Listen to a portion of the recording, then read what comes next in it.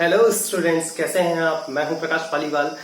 चलिए, आज का जो टॉपिक है वो है हमारा बायोस्फीयर रिजर्व इन इंडिया। ये इंडियन ज्योग्राफी का इतना इंपॉर्टेंट टॉपिक है जो सारे एग्जाम्स में आता है, खासकर रेलवेज में, और उसके अलावा सीजीपीएससी प्री हो गया, एसएससी सीजीएल हो गया, एसएससी सीएचएसएल हो गया।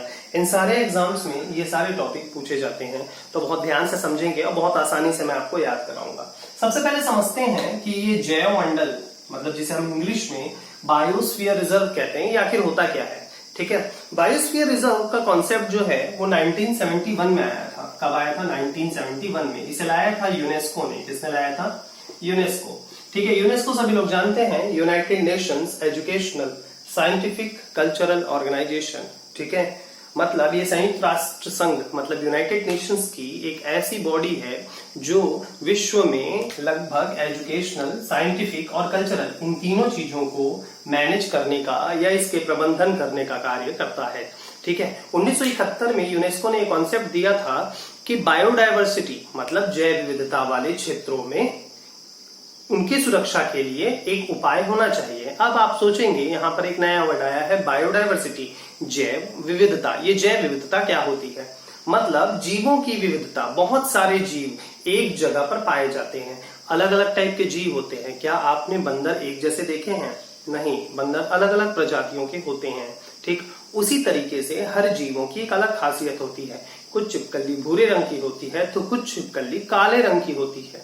उसी तरीके से हर जीवों में विविधता पाई जाती है, और हर जीवों की विविधता एक जगह पे नहीं हो सकती, वो अलग अलग जगहों में पाए जाते हैं। जैसे छिपकली की एक अलग प्रजाति हिमालय में भी पाई जाती है और छिपकली आपके घर में भी होती है, लेकिन छिपकलियों में अलग अलग विभिन्नताएं होती है। तो बस उसी तरीके से जीवों की, स्पीसीज की डाइवर्सिटी, या इसे ही हम कहते हैं बायोडाइवर्सिटी, इसी के लिए यूनेस्को ने कहा कि इन जीवों को बचाना बहुत जरूरी है, क्योंकि ये जो जीव हैं ये इकोलॉजिकल मतलब हमारे पारिस्थितिक में सिस्टम को मैनेज करते हैं। तो इन्हें अगर हम बचाएंगे तो हम भी जीवित रहेंगे।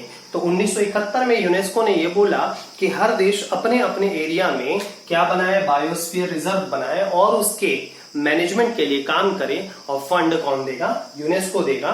ठीक है, थोड़ा सा फंड आप भी कीजिए, थोड़ा फंड हम भी करेंगे, मिलके जीवों को बचाएंगे। समझ में आया?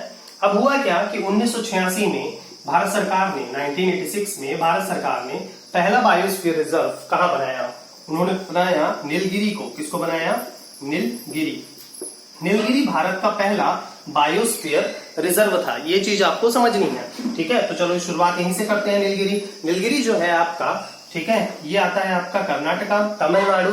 ठीक है, कर्नाटका हो गया, तमिलनाडु हो गया और केरला, इन तीनों क्षेत्रों में कवर करता है। ठीक है, लेकिन हम शुरुआत करेंगे इसको समझने की, कहां से?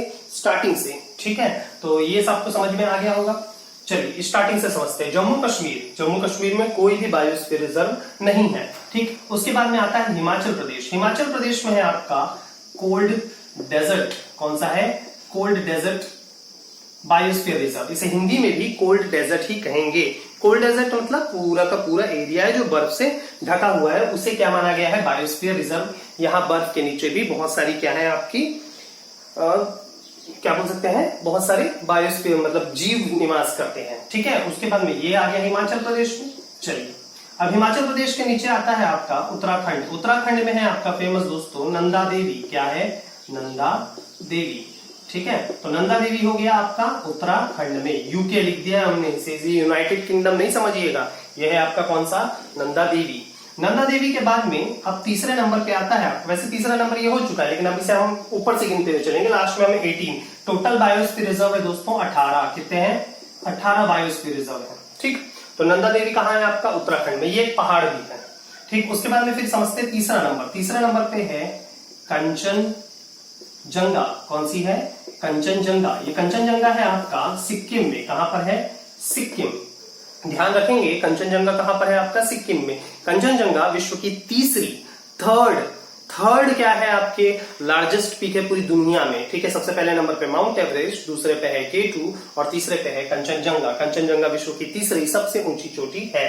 ठीक, और आपके यहाँ पे क्या है? बायोस्फीयर रिजर्व भी है। ठीक, अच्छा, सबसे नॉर्थन मोस्ट बायोस्फीयर रिजर्व अगर क्वेश्चन पूछे, सब भारत का सबसे उत्तरी जैवमंडल क्षेत्र, तो क्या बोलेंगे? आपका कोल्ड डेजर्ट है, हिमाचल प्रदेश सबसे उत्तर में आता है। ठीक, उसके बाद में हम चलते हैं अरुणाचल प्रदेश। अरुणाचल प्रदेश में एक जगह है दिहांग, कौन सी है? दिहांग।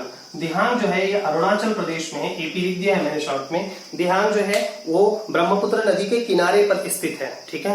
तो यहाँ पर जीवों की बहुत सारी डायवर्सिटी है, बहुत सारे जीव निवास करते हैं यहाँ पर, ठीक। उसके नीचे हम आएंगे असम में। असम में दो जगह है, पहला है मानस नेशनल पार्क, ठीक है, मानस नेशनल पार्क, और दूसरा है डिब्रू, ठीक है, डिब्रू सेखोवा। क्या है? डिब्रू सेखोवा, ठीक है। तो डिब्रू सेखोवा जो है इसकी एक खासियत है कि ये भारत का सबसे स्मॉलेस्ट है। क्या है? स्मॉलेस्ट जैवमंडल क्षेत्र है, मतलब सबसे छोटा बायोस्फीयर रिजर्व है, smallest biosphere reserve in India. तो आपका आंसर क्या आएगा? डिब्रू सेखोवा, असम। तो मानस नेशनल और डिब्रू सेखोवा, ये दोनों कहां पे? असम में। तो असम में कितने हो गए आपके? 2 हो गए हैं, ठीक है। तो यहां पर मैं लिख देता हूं असम में कितने हैं? 2। आपको ध्यान रखना है कि किस स्टेट में एक से ज्यादा है। अगर एक से ज्यादा वाले स्टेट को आप याद रखते हैं तो बहुत आसानी होगी। उसके बाद में हम नीचे पहुंच जाते हैं मेघालय में। कहां पहुंचते हैं? मेघालय। तो मेघालय जो है वो असम के बगल में है, और यहां पर है आपका नोक्रेक। क्या है आपका? नोक्रेक हिल्स, नोक्रेक की पहाड़ियां, ठीक है। नोक्रेक हिल्स बड़ी फेमस हिल्स है, ठीक है। ये मेघालय में स्थित है, और ये गारो हिल्स की क्या है? जॉइंट है। गारो हिल्स से जुड़ी हुई पहाड़ियों को क्या बोलते हैं? नोक्रेक हिल्स। ये कहां पर है आपका? मेघालय में है। कहां पर है? मेघालय, ठीक। चलिए अब आगे बढ़ते हैं। मेघालय के बाद में हम पहुंचते हैं पश्चिम बंगाल। पश्चिम बंगाल में आपका आता है सुंदरबन। क्या आता है? सुंदरबन, ठीक। तो सुंदरबन कहां है आपका? पश्चिम बंगाल में। तो वेस्ट बंगाल में 1 हुआ, मेघालय में 1 हुआ, असम में 2 हो गए, ठीक है। तो टोटल अब चलिए काउंट करते हैं। यहाँ पे एक और काउंट कर लेते हैं। पहले उड़ीसा। उड़ीसा में है दोस्तों सिमलीपाल। क्या है आपका? सिमलीपाल, ठीक। तो सिमलीपाल कहां है आपका? उड़ीसा में। चलिए काउंट करते हैं। सबसे पहले फिर से स्टार्ट करते हैं। सबसे पहले कहां हमने देखा था? हिमाचल प्रदेश में। हिमाचल प्रदेश में कोल्ड डेजर्ट। हिमाचल प्रदेश के बगल में कौन सा स्टेट आता है? उत्तराखंड। उत्तराखंड में कौन सा है आपका? नंदा देवी। उसके बगल में आता है सिक्किम, ठीक है। तो 1 2 3 कंचनजंगा हो गया सिक्किम में। उसके बाद फिर दिहांग आता है, अरुणाचल प्रदेश चौथा, फिर मानस नेशनल पार्क 5वां, फिर डिब्रू सेखोवा 6वां, नोक्रेक हिल्स 7वां, सुंदरबन कितना है? 8वां, 9वां। तो 1 2 3 4 5 6 7 8 9, ठीक है। ये तो 10वां है ही, लेकिन हम ऐसे काउंट करते हुए चलते हैं, ठीक। चलिए अब उड़ीसा के बगल में आ जाता है छत्तीसगढ़। आता है ना? छत्तीसगढ़ आता है। तो छत्तीसगढ़ में क्या है आपका? देखिए छत्तीसगढ़ में और मध्य प्रदेश के बगल में है आपका अमरकंटक। क्या है आपका? अमरकंटक। अमरकंटक जो है वो एमपी और सीजी दोनों में आता है, अमरकंटक की पहाड़ियां, ठीक। उसके बगल में और बगल में जाओगे तो एमपी में आता है आपका पचमढ़ी। क्या आता है? पचमढ़ी, ठीक है। तो पचमढ़ी जो है और अमरकंटक जो है, और इसके अलावा देखिए पचमढ़ी जानते हैं सतपुड़ा की रानी कहते हैं इसे, और उसके बगल में आता है आपका पन्ना। क्या आता है? पन्ना। तो पन्ना, पचमढ़ी और अमरकंटक ये तीनों आते हैं मध्य प्रदेश में। कहां आते हैं? मध्य प्रदेश में। तो एमपी में हो गया है आपका 3। कितने हो गए हैं? 3। तो देखिए 2 असम में थे, डिब्रू सेखोवा और मानस नेशनल पार्क, और 3 कहां है आपका? एमपी में है लगभग। तो एक एमपी सीजी में आता है अमरकंटक, लेकिन उसे अमरकंटक को मध्य प्रदेश नहीं मानते हैं, ठीक है। उसके बाद में फिर अगर हम बढ़े तो फिर आता है आंध्र प्रदेश। आंध्र प्रदेश में आता है, देखिए आंध्र प्रदेश क्या है? उड़ीसा के नीचे है, और छत्तीसगढ़ ये भी नीचे है। तो यहां पर आएगा आपका शेषाचलम। क्या आएगा? शेषाचलम, ठीक है। तो शेषाचलम जो है वो है आपका आंध्रा में। कहां पर है? आंध्रा में, ठीक है। तो चलिए फिर से गिनते हैं, स्टार्ट करते हैं। कितना हुआ था आपका? 1 2 3 4 5 6 7 8 9 10 11 12 13। टोटल कितने हो गए हैं? 13, और नीलगिरी को मिला दे तो 14 है आपके। तो चलिए अब इसके नीचे क्या आएगा? आंध्र के नीचे कौन सा स्टेट आएगा? गैस कीजिए। तमिलनाडु। तमिलनाडु में कौन सा आएगा आपका? अगस्त मलाई। क्या आएगा? अगस्त्य मलाई, ठीक है। अगस्त मलाई की पहाड़ियां जो है वो है आपका तमिलनाडु। कहां पर है? तमिलनाडु में, ठीक है। क्लियर? उसके बाद में फिर अब थोड़ा सा आगे बढ़ते हैं। देखिए यहां पर ये तो सब है ही, लेकिन यहां पर ग्रेट निकोबार, कौन सी जगह है? ग्रेट निकोबार। तो ग्रेट निकोबार जो है वो है आपका बायोस्फीयर रिजर्व, ठीक है, अंडमान, और उसके नीचे क्या है? निकोबार। तो इस तरफ के जो सारे टॉपिक है वो कंप्लीट हुए। एक रह गया, वो है आपका गल्फ ऑफ मन्नार। कौन सी जगह है?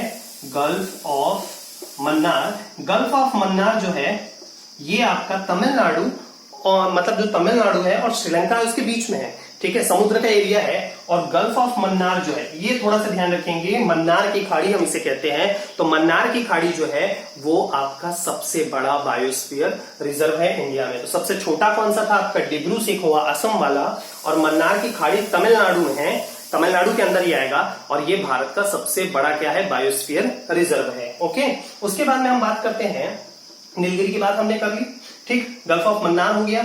तो चलिए एक बार फिर से काउंट करते हैं आराम से, ठीक है, आराम से समझते चलते हैं। कोल डेजर्ट 1 2 3 4 5 6 7 8 9 10 11 12 13 14 15 16 17। अब बताइए एक रह गया, ठीक है, 17 हो चुके हैं। तो एक जो बड़ा फेमस है वो है आपका रण ऑफ कच्छ, मतलब कच्छ का खाड़ी, ठीक है। तो रण ऑफ कच्छ जो है, कच्छ की खाड़ी जो है, ये हुआ आपका 18वां बायोस्फीयर रिजर्व। तो ध्यान से समझेंगे हम इसे कैसे बांट सकते हैं, तो ध्यान से देखिएगा। हम सबसे पहले बात करते हैं, देखिए सबसे टॉप में कौन सा था, हिमाचल प्रदेश। तो हिमाचल प्रदेश में कितने थे, एक। फिर आता है आपका उत्तराखंड यूके, उसमें है आपका एक। उसके बाद में आता है आपका सिक्किम, कंचनजंगा, सिक्किम में है आपका कितना, एक। उसके बाद में हम बात करते हैं अरुणाचल प्रदेश की, अरुणाचल प्रदेश में कितना है, एक। अब आप ही बताते जाइए असम में कितने हैं, असम में हमने पढ़े थे 2, कितने पढ़े थे, 2। उसके बाद में फिर पश्चिम बंगाल मतलब वेस्ट बंगाल में कितना आ गया दोस्तों, एक, सुंदरबन। उसके बाद में आता है उड़ीसा, उड़ीसा में कितना था, एक।